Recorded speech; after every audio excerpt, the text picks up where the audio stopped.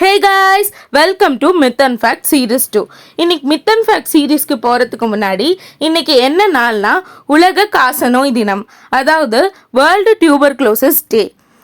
இப்போது world health organisation படி உலக அளவில் 1,08,00,000 பேர் வந்து டியூபர்குலோசிஸால் அஃபெக்ட் ஆகிருக்காங்க. இது 2003 எடுத்த சர்வே. அதாவது 12 லட்சம் பேர் வந்து டியூபர்குலோசிஸால் இறந்தும் போயிருக்காங்க.